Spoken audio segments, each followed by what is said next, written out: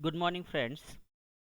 In this particular lecture, we are going to think about the formal and informal emails. Friends, by my knowledge, in the last lecture, we have discussed about the email example of the informal email that is written by rutuja12 at the rate gmail.com. It is the sender's address, and the person whom we are sending that particular email, that is risha11 at the rate gmail.com, and this email is about invitation for birthday. Suppose you are inviting someone on your birthday, it means that it is an informal email. So for this particular matter, the salutation is written in a different way. Hi Risha. So this kind of language you will not find in the formal emails. मित्रांनो, ज्यावेळी आपण एक गोष्ट लक्षात घेतो की formal आणि informal email काय प्रकारचे असतात, याच्यामध्ये सेंडर आणि रिसिव्हर यांची नावं घेतली पाहिजेत आणि त्याचबरोबर सब्जेक्ट लाईनमध्ये invitation for birthday party. Subject line का महत्त्वाची आहे, कारण त्याच्यातून तो मेल फॉर्मल आहे का इनफॉर्मल आहे हे लक्षात येऊ शकतं. जर एखाद्या पर्सनल कार्यक्रमासाठी तुम्ही बोलवत असाल तर then it is called as informal email. आता या इनफॉर्मल ईमेलचे सॅल्युटेशन जे आहे ते हाय रिशा अशा पद्धतीनं केलेलं आहे. हाय हॅलो अशा पद्धतीचं जे सॅल्युटेशन आहे ते इनफॉर्मल ईमेलमध्ये किंवा इनफॉर्मल लेटर्समध्येच केलं जातं आणि त्यामुळं आपण हे लक्षात घेतलं पाहिजे की this is an informal email. Okay. After that the content is written in an informal language. हा जो सगळा पार्ट आहे तो इनफॉर्मल लँग्वेजमध्ये लिहिलेला आहे आणि सगळ्यात शेवटी ह्याचा जो कन्क्लुडिंग पार्ट आहे तो पार्टसुद्धा इनफॉर्मल पद्धतीनं त्या ठिकाणी कन्क्लूड केलेला आहे. युवर्स ऋतू. आता याच्याऐवजी जर एखाद्या फॉर्मल व्यक्तीला तुम्ही मेल करत असाल तर yours faithfully, yours sincerely, yours truly अशा पद्धतीचं त्याचा कन्क्लुडिंग पार्ट असला असता.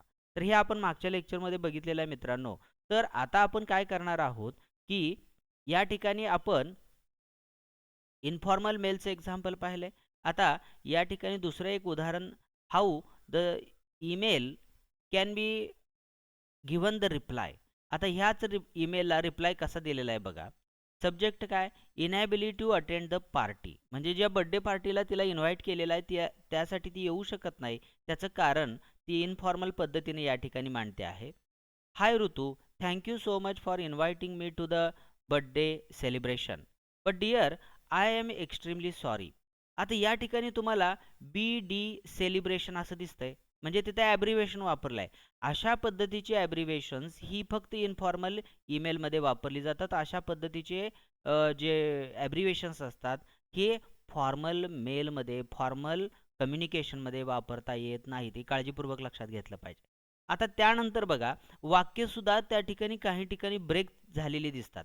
I am extremely sorry dash dash dash can't attend dash dash dash appointment with the dentist. बघा, म्हणजे वाक्यसुद्धा पूर्ण केलेली दिसत नाहीत, परंतु त्याच्यामधून कम्युनिकेट होणारा जो मिनिंग आहे तो कम्युनिकेट होतो आहे, तो समजतो आहे. म्हणजे तिची डेंटिस्टची अपॉइंटमेंट असल्यामुळे ती त्या बर्थडे पार्टीला येऊ शकत नाही असं तिनं कम्युनिकेट केलेलं आहे. त्याचबरोबर या ठिकाणी तुम्हाला एक ॲब्रिवेशन दिसतं यू, YOU ॲक्च्युली लिहायला पाहिजे होतं, परंतु इनफॉर्मल ईमेलमध्ये अशा पद्धतीची लँग्वेज चालू शकते, त्यामुळे इथं अशा पद्धतीचं ॲब्रिवेशन लिहिलेलं दिसतं. हे काही उदाहरणं तुम्हाला म्हणजे इनफॉर्मल मेलची मी या ठिकाणी सांगितलेले आहे.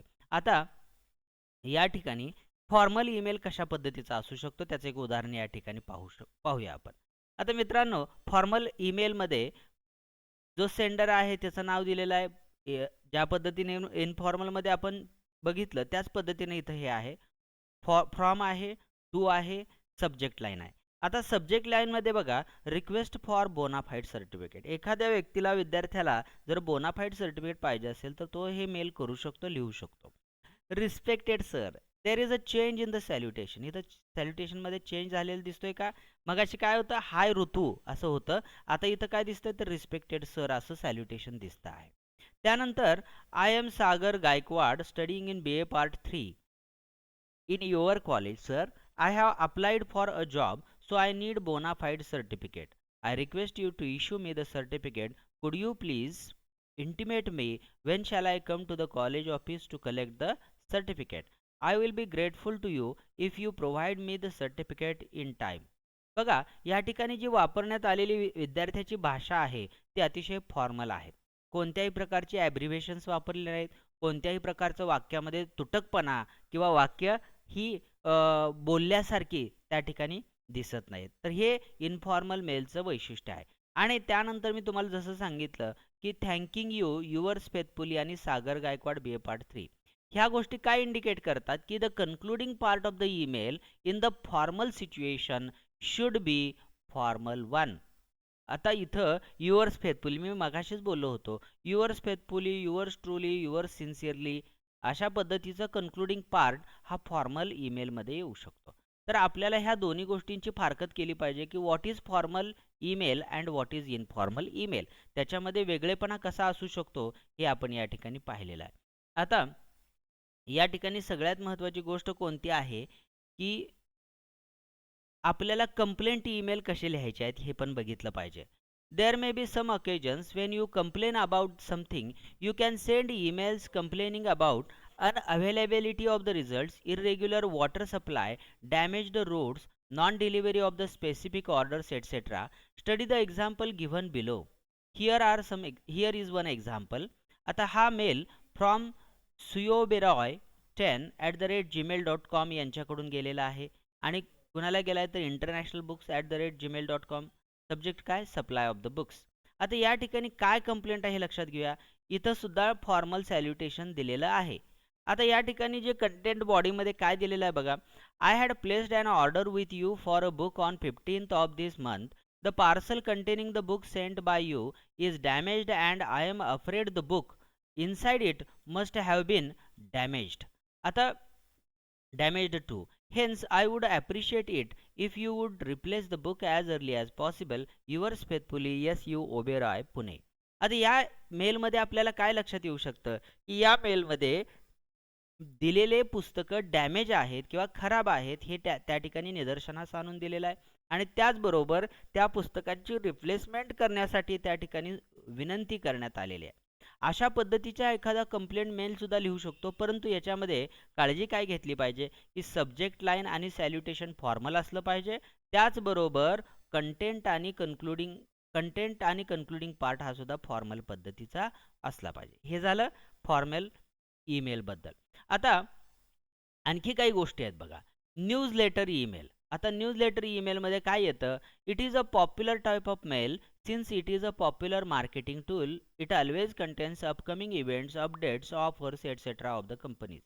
एखाद्या कंपनीचं नवीन प्रोडक्ट लॉन्च होतं आहे या संदर्भामध्ये ती कंपनी कस्टमरपर्यंत त्यांचे कस्टमरचे ईमेल आय डी त्यांनी कलेक्ट केलेले असतात प्रत्येक खरेदीच्या वेळी आणि त्या मेलवरती त्यांची जी नवीन प्रोडक्ट जे लॉन्च होणार आहे त्याच्याबद्दलची माहिती पाठवली जाते आणि ती माहिती पाठवल्यानंतर त्या कस्टमरला हे लक्षात येतं की नवीन प्रोडक्ट लॉन्च झालेला आहे आणि आपल्याला ते खरेदी करायचं आहे. तर अशा पद्धतीनं तो कस्टमर त्याला माहिती होते की आपल्याला नवीन प्रोडक्ट मार्केटमध्ये येणार आहे ते आपल्याला अगोदर कळतंय आणि आपल्याला जर ते उपयोगाचं असू शकेल तर ते आपण जाऊन घ्यायला काय हरकत नाही आणि ते आपण घेऊ शकतो. आपल्याला काय डिस्काउंट मिळणार आहे, काय ऑफर मिळणार आहे ह्या गोष्टी आपल्याला त्यातून समजू शकतात. हा झाला पहिला न्यूज लेटर ईमेल. त्यानंतर लीड नर्चरिंग ईमेल्स. आता हे कशा पद्धतीचे लीड नर्चरिंग ईमेल आहेत बघा. This type of emails contain typically series of the related emails that are sent over a period of the several days or weeks. बघा म्हणजे बऱ्याच दिवसातून हे पाठवले जाणारे मेल आहेत. विशिष्ट टाइम फ्रेम नंतर पाठवले जाणारे ईमेल आहेत आणि हे मेल आपल्याला त्या ठिकाणी एखाद्या प्रोडक्टची माहिती कस्टमरपर्यंत पोहोचवण्यासाठी उपयोगी पडू शकतात. आता transactional emails. This type of email is useful for the e-commerce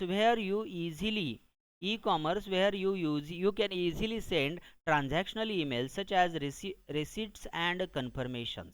बघा याच्यामध्ये तुम्ही एखाद्या ग्राहकानं काही खरेदी केली असेल तर त्याची जी रिसीट आहे त्याची पावती आहे किंवा ॲक्नॉलेजमेंट आहे ती तुम्ही त्यांना मेलवरती पाठवून देऊ शकतात. युजली तुम्हाला हे LICच्या बाबतीमध्ये लक्षात येईल की LIC आपल्याला हार्ड कॉपीमध्ये जरी पोहोच देत असली तरी सुद्धा आपल्या रजिस्टर मेल आय डीवरती त्या ठिकाणी त्यांची सॉफ्ट कॉपी ही येऊन जाते. तर अशा पद्धतीने आपण ईमेलचे दोन प्रकार बेसिकली पाहिले. त्यामध्ये फॉर्मल ईमेल आहेत दुसरा आहे इन्फॉर्मल ईमेल, त्यानंतर न्यूजलेटर ईमेल आहेत, त्यानंतर लीड नर्चरिंग ईमेल्स आहेत आणि तिसरा प्रकार आहे ट्रान्झॅक्शनल ईमेल्स. तर अशा पद्धतीने आपण या युनिटच्या पहिल्या पार्टमध्ये ईमेलचे कसे प्रकार असतात, कोणती भाषा वापरली जाते आणि कशा पद्धतीने त्याचं कन्क्लुडिंग रिमार्क्स त्या ठिकाणी यायला हव्यात. तो हा झाला पहिला पार्ट. आता याच युनिटच्या दुसऱ्या पार्टमध्ये ईमेल डिस्कशन ग्रुप्स हे आपल्याला अभ्यासावायचे आहेत. आता मित्रांनो, आपल्याला हे कळलं पाहिजे की what do you understand by email discussion groups. Computer mediated communication CMC is getting popular day by day. There are various ways to use the computer mediated communication. Email discussion group, also known as email discussion forum or internet groups. लक्षात ठेवा की ईमेलच्या माध्यमातून जे आपण एक common प्लॅटफॉर्मवरती काही माहिती शेअर करतो किंवा काही माहिती आपण त्या ठिकाणी देतो, घेतो आणि त्याबद्दल चर्चा करतो, तर त्याला ईमेल डिस्कशन ग्रुपसुद्धा म्हणता येऊ शकतं. आणि याच्यामध्ये दोनपेक्षा अधिक पार्टिसिपंट असतात आणि त्यामध्ये एकमेकाला माहिती दिली घेतली जाते, कमेंट केले जातात, डिस्कस केलं जातं. एखाद्या विशिष्ट विषयावरती सगळे लोक एकत्र येऊन त्या ठिकाणी त्यांची मतं व्यक्त करतात. So this is called as email discussion group. आता आपल्याला माहीत असेलच की आपण व्हॉट्सअपवरती काही ग्रुपला काही माहिती शेअर करत असतो, फेसबुकला काही ग्रुप असतात. तर अशा माध्यमातून आपण काही कॉमन गोष्टी किंवा काही समाज उपयोगी गोष्टी किंवा एखाद्या विशिष्ट अशा घटकासाठी उपयोगी पडणाऱ्या गोष्टी त्या ठिकाणी शेअर करत असतो. So we have to participate in the WhatsApp groups, Facebook groups as well as email groups. These email groups will give us an opportunity to share good kind of information as well as beneficial kind of information which will be helpful to a large number of masses. म्हणजे मोठ्या जनसमुदायापर्यंत आपल्याला जी उपयोगी माहिती आहे ती त्या ठिकाणी चांगल्या पद्धतीनं पाठवता येऊ शकते. तर या ठिकाणी कसं आहे बघा, displaying the format of email discussion group. या ठिकाणी आपल्याला या ईमेल ग्रुपचं कसं त्या ठिकाणी त्याचा मेल आय डी आहे, त्यानंतर ग्रुप इंटरॅक्शन काय झालेले आहे, ते सगळा डेटा आपल्याला त्या ठिकाणी मिळू शकतो. आणि जे जे काही लोकांनी मतं मांडलेली आहेत ती एका ऑनलाईन प्लॅटफॉर्मवरती सेव्ह होऊन राहतात आणि त्याचा फायदा काय होतो की any time we can access this information. एखाद्यानं काय मत व्यक्त केलेलं आहे हे आपण कधीही बघू शकतो आणि त्याच्याबद्दल आपण काही मॉडिफिकेशन्स असतील तर त्यासुद्धा आपण त्या ठिकाणी इंडिकेट करू शकतो किंवा दाखवू शकतो. आता ईमेल पाल्स काय प्रकार आहे, लगेच आपण त्याकडे टर्न करूया. You might be familiar with the concept of pen friends. Pen friend is a kind of friendship developed by exchanging letters with other persons or especially someone in a foreign country whom one has never met. In the same way, email pals or e-pals is a modern variation to pen friends where one can develop friendship with a person especially living abroad and whom you have never seen. लक्षात ठेवा, परदेशातल्या एखाद्या मित्राबरोबर तुमची ईमेलवरती communication होऊन तो तुमचा friend झाला असेल तर त्याला ईमेल पाल म्हणतात किंवा ई पाल म्हणतात. आता E Pal can be local or from very far away. या ठिकाणी किती अंतर आहे हे मॅटर करत नाही, परंतु तुमच्यापासून तो निश्चितपणानं काही अंतरावर किंवा दूर असला पाहिजे ही त्या ठिकाणची बेसिक रिक्वायरमेंट आहे. The main goal of the epal is to share one's culture. लक्षात ठेवा, या ईपालची गरजच काय आहे तर कल्चर, संस्कृती, त्याचबरोबर परंपरा, निसर्ग, वेगवेगळ्या हॅबिट्स, फिलिंग्स, इन्फॉर्मेशन एटसेट्रा ही जी माहिती आहे ही माहिती आपण एकमेकाला सादर करू शकतो, घेऊ शकतो, देऊ शकतो. म्हणून ईपालचा देखील त्या ठिकाणी फार मोठा ॲडव्हान्टेज आजच्या नवीन युगातल्या मुलांनी घेतला पाहिजे. हा एक इनफॉर्मल पद्धतीचा मेल त्या ईपालच्या एक्झाम्पलमध्ये आपण बघणार आहोत. काय बघा, dear Martin, my name is Rahul and I am 22 years old doing my graduation in a college. I found your email ID in the conference for UG students and learned that you are interested in developing email pals. I think that being in contact with each other, we shall share our views with the educational system, language, country, culture, etc.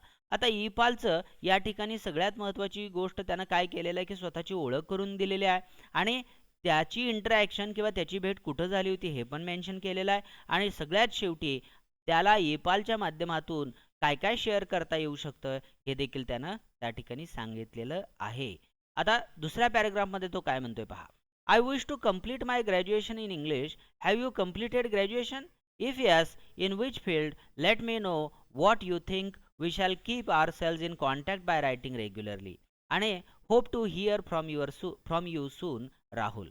आता informal पद्धतीने याचा देखील concluding part केलेला आहे आणि या ठिकाणी ईपालचा उपयोग आपण आपलं कल्चर, आपली परंपरा, आपल्या हॅबिट्स किंवा आपले लाईक्स डिसलाईक्स दुसऱ्या मित्राबरोबर जो कुणी ॲब्रॉड आहे किंवा काही अंतरावर आहे त्याच्याशी शेअर करण्यासाठी करू शकतो. So in this way we have seen the next part of this unit that is called as epal. Epal कशा पद्धतीनं केलं जातं हे या ठिकाणी आपण बघितलेलं आहे. आता मित्रांनो, या युनिटच्या चौथ्या पार्टमध्ये आपण एंटर करतोय आणि तो कोणता पार्ट आहे तर ब्लॉग आहे.